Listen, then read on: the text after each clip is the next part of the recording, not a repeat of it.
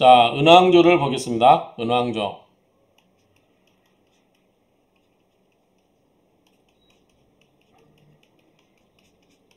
은왕조 전에 뭐가 있었죠? 하왕조가 있었죠? 하왕조. 하왕조와 은왕조를 보면은, 자, 하나라의 마지막 폭군이 누구였죠? 거랑이었죠? 거랑. 자, 거랑이, 이 요대라고 하는 궁궐과 사치죠. 그러니까 주지육림, 술주자, 연못지자, 고기육자, 육림, 수풀림자.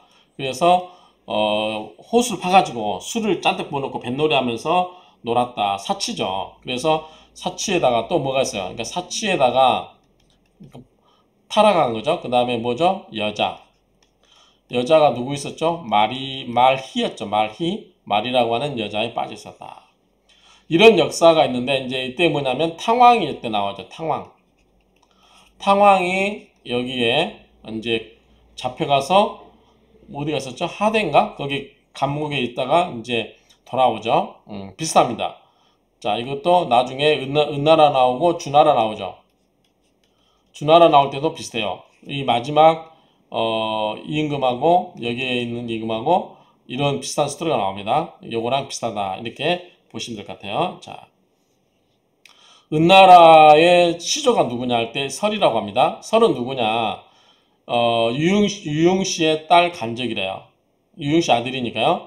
뭐냐면 이 간적이라고 하는 유용씨 딸이 친구들과 서너 명과 함께 목욕하러 갔었대요. 그래서 목욕하고 있는데 마침 제비가 날아가다가 알을 떨어뜨리니까 알을 먹었더니 임신을 했더라. 중국 신화 보면 그 성경에 나오는 동정녀 마리아하고 그보다 더 심해요. 그냥 보기만 해도 임신이 생긴다고 하지 않나. 그렇죠? 사신가 뭐 거기 보면 그렇죠? 그러니까 신발만 그 거인의 발에 발을 맞추니까 임신하지 않나. 뭐 여러 가지 방법이 너무 다양합니다. 어쨌든 어쨌든 이 설도 제비 알을 먹고 태어난 아이다라고 보면 되겠죠. 설은 이제 우임금은 우리 치수가 중국에서 중요하다고 그랬죠. 왜냐하면 옛날에 치수가 있어 이제 홍수를 다스려야 되니까 홍수를 못 다스리면 왕조가 망했죠. 그래서 여임금 때 누가 있었죠? 곤이 있었고, 그 다음에 순임금 때 곤이 아들 우가 있었다고 그랬죠. 그래서 우가 치수에 성공해서 우왕이 한나라 왕조의 한나라 시조가 됩니다. 한나라 왕이 되는 거죠. 그렇죠? 그런 것처럼 이 설도 이 우임금을 도와서 치수를 성공하는 데 공을 세웠고, 그래서 순임금이 그에게 교육을 담당하는 관직을 주었고, 어디에 머물러라? 상지방에 봉한다고 했어요. 그러니까 상이라고 하는 건 원래 이제 상나라라고 하는 거죠. 그래서 은나라라고 하면 안 되고, 이제 우리가 은어라는 말이 나오기 때문에, 은어 유적지가 나오기 때문에 은나라라고 하는데, 이거를 상나라라고 불러야 된다라고 얘기하신 분도 많이 있죠. 어쨌든 이렇게 이 설이 이렇게 이제 공헌을 하다가 14대선, 이 설로부터 14대선 누구냐면 천을이라고 하는 사람이 나오는데, 이 사람이 누구냐? 탕왕이에요. 근데 이 사람이 굉장히 뭐가 높았다? 덕이 높았어요. 덕이. 어느 정도 높았냐? 이제 덕의 예시로 잡는 게, 그 사냥꾼들이 막 그물 쳐가지고 새를 다 잡고 하니까 사방으로 다 그물 치고 하니까 그러지 말아라. 새가 도망갈 수 있는 공간을 충분히 놔둬라. 그래서 그 덕을 동물에게까지 미쳤다라고 해서 예시가 나오죠. 어쨌든 그렇게 이제 탕왕이 덕이 있으니까 주변에 있는 제후들이 어떻게 해요? 몰려들겠죠. 그래서 왕이 됩니다. 그래서 이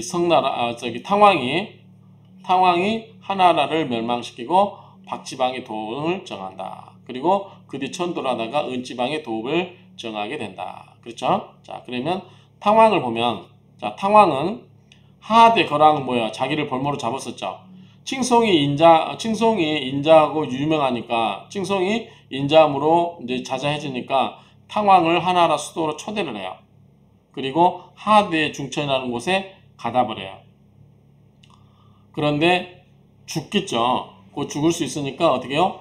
탕왕의 나라에서 보내온 재물과 보화에 의해서 탕왕을 풀어주게 합니다.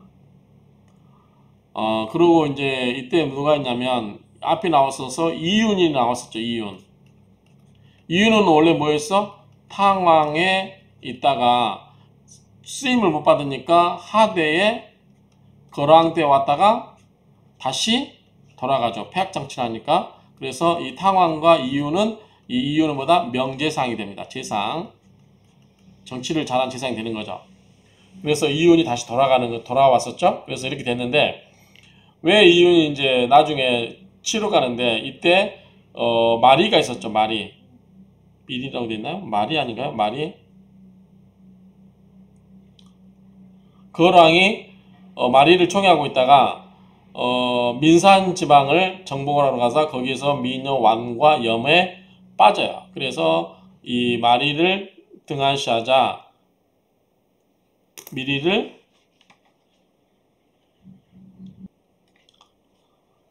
등한시하자 이 마리가 짜증이 났겠죠. 그래서 이제 자기 하나라 시대에 왔던 이윤에게 내통을 합니다. 정보를 줘요. 군사 기밀 줬겠죠. 그래서 나중에 이윤이 무공과 함께 정보가로 오죠. 그래서 탕왕이 군사를 일으키고 하대의 거랑을 정보가로 출정할 때 이때 명제상이 이윤이 됩니다. 그래서 어쨌든 정복을 하죠. 그래서 이 하나라가 망하고 은나라가 세워지게 됐다. 이런 이야기입니다. 마리로 하셔야 될 것 같아요. 미리가 제가 잘못 친 것 같은데 마리가 맞을 것 같습니다. 자, 은왕조 기업을 한번 볼까요? 자, 은왕조 기업을 보면 탕왕, 아까 이름이 천을이라고 그랬죠. 천을. 그 다음에 이 탕왕의 아들인 장자가 누구냐면 태정이에요. 태정인데 죽습니다. 그러면 탕왕이 죽으면서 장자가 죽어버리니까 왕위를 누구한테 줘야 돼요? 원래는 자식한테 주지만 자식이 어리거나 약할 때 누구다? 동생한테. 그래서 외병도 동생이고 중임도 동생이에요. 그런데 짧아요. 2년, 4년. 밖에 제의를 못합니다. 그래서 이 동생들한테, 이건 이제 동생이죠. 줬다가 죽으니까 태갑은 뭐냐면 이 태정의 아들이에요. 그러니까 탕왕의 누구예요? 손자죠. 탕왕의 성자인 태갑한테 왕위가 올라갑니다. 근데 태갑이 정치를 잘하면 좋은데 정치를 잘 못해요. 그래서 이때 누구냐면 제상이 이윤이에요. 이윤은 누구죠? 명제상이라고 했잖아요. 이윤이 태갑을 3년 만에 축출을 해요. 어디로? 동궁으로. 자, 동궁이 뭐 한대냐면 이 탕왕의 묘지가 있는 거예요. 그러니까 가서 네 할아버지의 정신을 본받아 와라. 그러니까 다행스럽게 이 태갑이 정신을 차려요. 그래서 와서 보기를 합니다. 그런데 얼마 있다가 죽어요. 그래서 그 아들 옥정이 또 자리를 오릅니다. 이때 이윤도 이제 죽게 됩니다. 그래서 이윤은 이 옥정이 자리에 올 때 이때까지 있다. 그래서 태갑을 개과천선 시켰다라고 보면 될 것 같아요. 자, 그 밑에는 제가 이렇게 표시를 할 거예요. 자, 이거 뭐냐면 숫자가 대수를 의미하잖아요. 그렇죠? 그래서 여기 보면은 뭐 중정도 나오고 반경도 나오고 무정도 나오고 이제 무정이 마지막 성군이라고 하는 거고요. 그 다음에 마지막 임금이 제신, 주왕. 자, 제을의 아들이죠. 제신 또는 주왕. 이 주자가 아니에요. 주나라 주자가 아니라 이 주자, 이 주왕이다. 이름은 제신이고 이 제신 주왕이 어떻게 된다? 나중에 타락한다. 그래서 망한다. 그렇죠? 이렇게 보시면 될 것 같아요. 자, 한번 앞에 숫자는 이 제위 대수를 말합니다. 2대, 4대 이런 얘기예요. 그렇게 보시면 되고 이 계보는 이렇게 보시면 되고 자, 태무 아까 이야기했죠? 다시 부강해지고 양갑도 하고 동생 반경이 즉위한다. 반경은 뭐다? 반경은 여기서 우리가 알아둘 거는 은어로 도읍을 옮겼다. 반경이 그래서 은나라를 중흥시켰다. 자, 무정은 인재를 널리 구했다. 그래서 이제 이야기 보면은 그 제수 중에 열이라고 하는 사람, 나중에 이제 부열로 불리는데 이 사람을 등용을 합니다. 그래서 부열과 상의해서 태평 성대를 이루었고 이 무정한 사람이 마지막 성군을 이루었다라고 보면 돼요. 그러면 이제 마지막 성군을 이루기 때문에 이제 망할 일이 남았겠죠. 한 7대 8대 뒤에 뭐예요? 주왕이 거리라고 하는 주왕이 망하게 되죠. 자, 그러면 자, 하나라 하나라, 그 다음에 은나라. 자, 보면 임금이 하나라는 누구였죠? 거리였죠. 이때 누구죠? 주왕이에요. 망한 왕이, 그렇죠. 망한 왕이. 자, 여자는 이때는 말이었죠. 말희, 말이. 이때 누구였냐면 달기라는 여자예요. 달기, 달기, 달기 이렇게 쓰네요. 달기.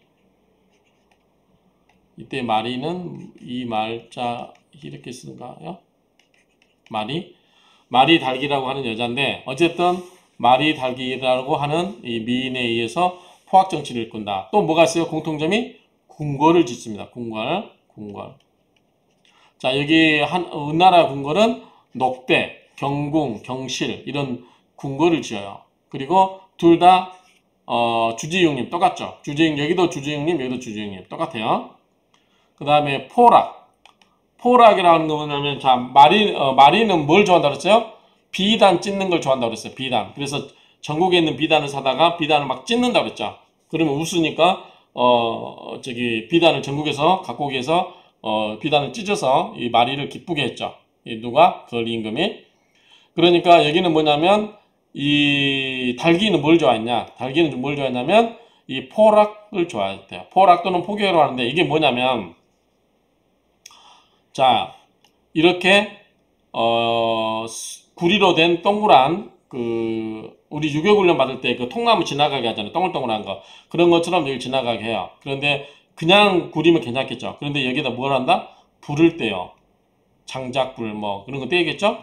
그럼 이게 뜨거워요, 안 뜨거워요? 뜨겁죠. 맨발로 지나갈 수 있을까요? 없겠죠. 더구나 여기다 뭘 칠해요? 기름을 칠해요.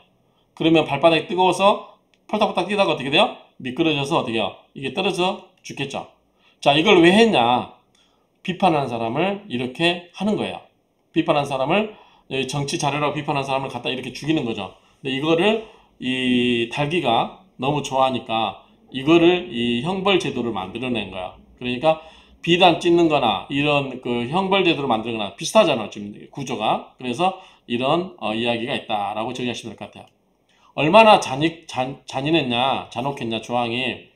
노인이 강을 건너야 되는데 추운 날이기 때문에 못 건너요. 근데 왜 못 건너냐니까, 뼈에 바람인데 뼈가 비어서, 우리 골다공증인가요? 골다공증인 그런 것처럼 뼈가 비어서 추우니까 못 건넌다고 하니까, 그러면 뼈가 얼마나 비었나 보자 해서 다리를 잘라요. 그리고 뼈를 비었는 걸 본다는 거죠.